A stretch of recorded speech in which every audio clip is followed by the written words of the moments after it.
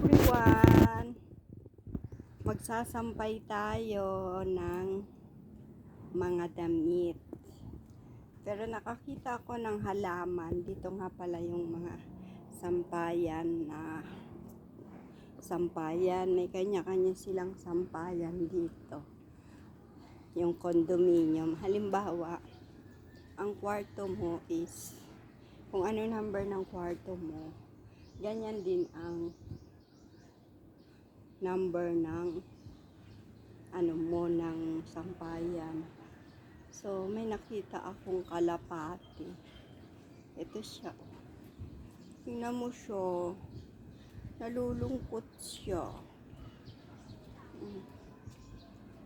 Diba? Hindi ko alam. May hika siya. Hindi ko alam kung nilalamig siya o ano. Yung init-init naman. Diba? Parang hinihika siya. So,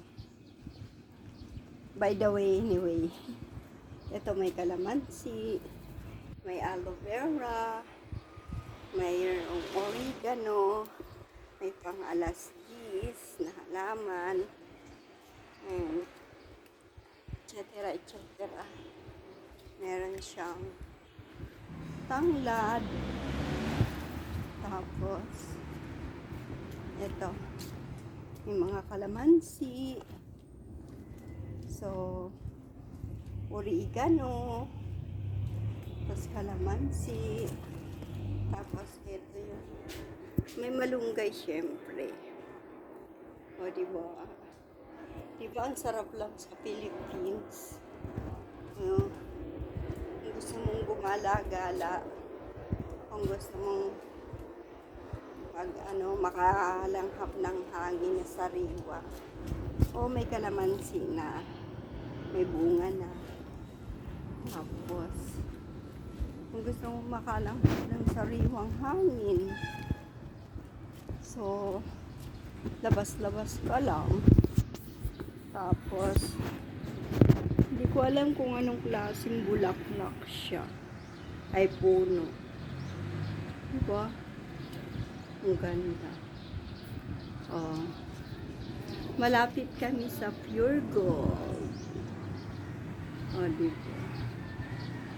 Ayan. Pure Gold. Tapos, ayun yung simbahan ng Quiapo. Diba ang sarap?